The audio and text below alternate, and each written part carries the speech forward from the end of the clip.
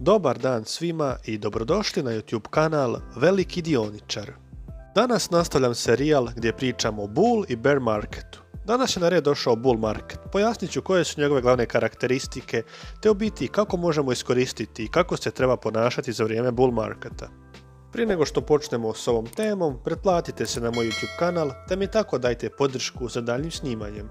Provjerite isto tako i moj Patreon account gdje možete provjeriti moje kupovine, prodaje, moj portfelj, možete provjeriti moje analize, općenito dobrih prilika na tržištu, također i najzanimljivijih vijesti općenito vezanih za dionice, ali i ekonomiju. Isto tako možete stupiti u kontakt sa mnom putem poruka.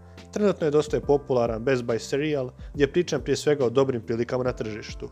Odnedavno, jedna novost, uveo sam također i praćenje mog portfelja na jednoj zanimljivoj stranici gdje možete vidjeti usporedno sa Nasdaq burzovnim indeksom i sa S&P 500 indeksom kako moj portfelj se kreće. Isto tako možete provjeriti koje sve dionice posjedujem, koje naravno kupujem, prodajem, u koje sam najviše uložio novaca, te kako je naravno diversificiran taj moj portfelj.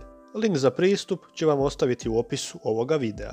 U današnjoj temi ću pričati što je bull market, odakle takvo ime naravno, kada se smatra da je tržište u bullu, koliko prosječno traje takvo tržište, koliko su česti takvi periodi, koje dionice imaju dobre trendove bull marketu i naravno koji sektori trenutno profitiraju od bull marketa.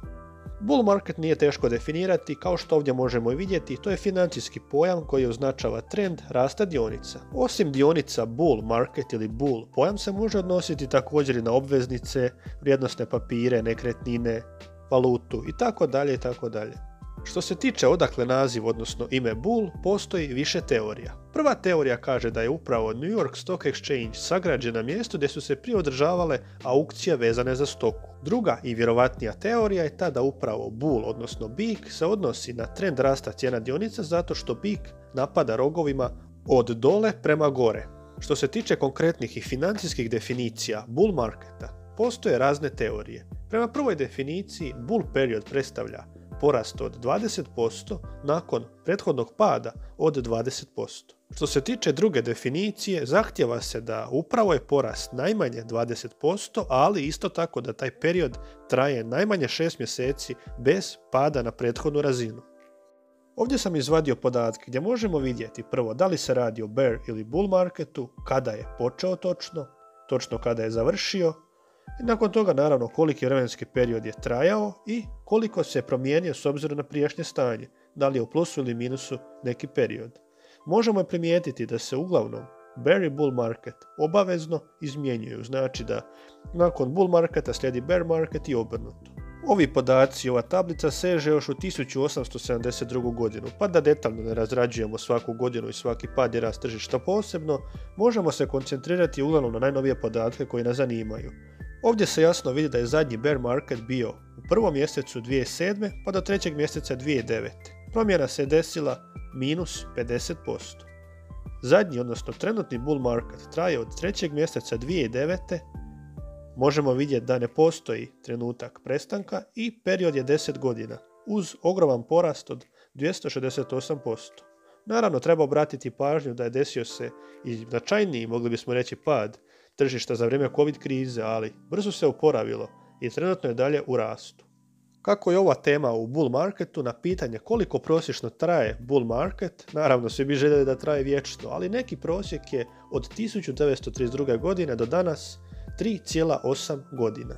Zanimljivo je istaknuti da najduži bull period marketa u povijesti je iznosio 11 godina, a to je upravo od 2009. pa do 2020. Što se tiče glavnih karakteristika bull marketa, javlja se naravno u periodu kada je ekonomija jača ili kada je već dovoljno jaka, te također se javlja u korelaciji s jačanjem BDP-a i padom nezaposlenosti. Također prilikom bull marketa dolazi do povećanja inicijalnih javnih ponuda novih dionica koji se izdaju po prvi put na burzi. Za razliku od optimizma imamo naravno i pesimizam i bear market. Oni se naravno ciklično izmjenjuju, što je sasvim normalna pojava vezana za financijske sustave, općenito ekonomiju, burzu i dionice.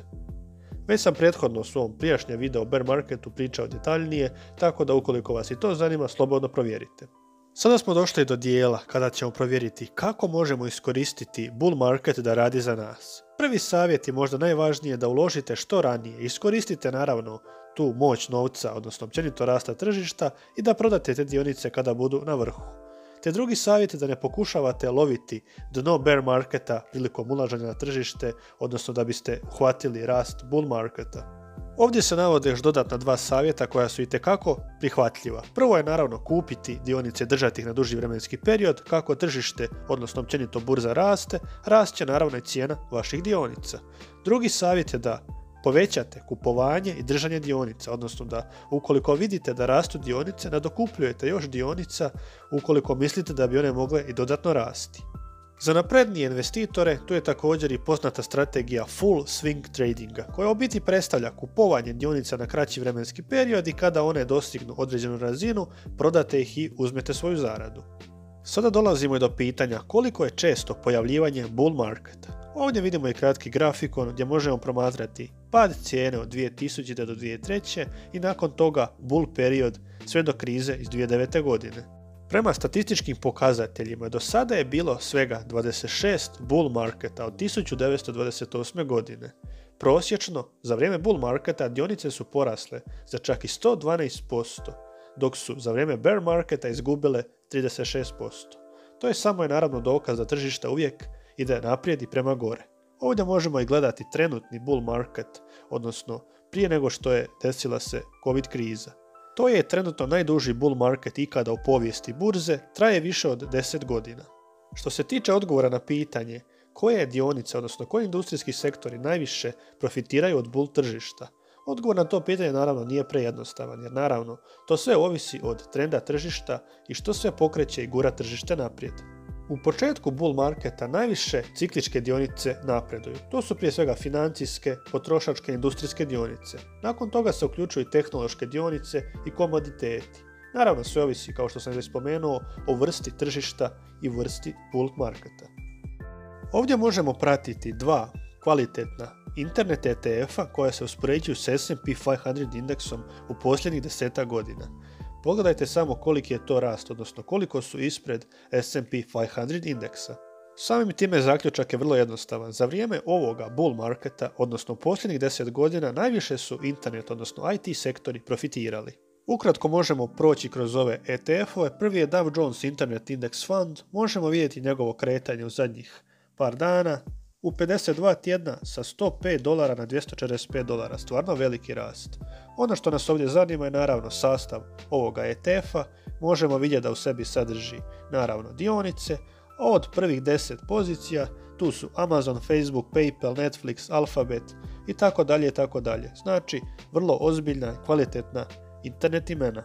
Drugi ETF je Invesco Internet ETF koji trenutno je u minusu 1,5%. Možemo vidjeti također da se sastoji od dionica, prije svega možemo vidjeti raspored u sektorima, a od top 10 pozicija Alphabet, Amazon, Facebook, Alibaba, Adobe, Shopify itd. Znači internetski orijentirani ETF-ovi svakako su nadmašili S&P 500. S ovime smo došli do kraja ove teme. Nadam se da ste uživali, da ste uspjeli naučiti nešto novo, produbiti svoje znanje. Nisam išao previše u detalje, nego sam htio sažeto jasno prikazati najvažnije karakteristike. Ukoliko imate kakva pitanja, komentare, slobodno ih ostavite ispod. Ukoliko želite sudjelovati u mojim radionicama, kontaktirajte me putem e-maila ili mi se javite na moj Patreon. Do sljedećega puta, naravno uživajte i sretna vam ulaganja.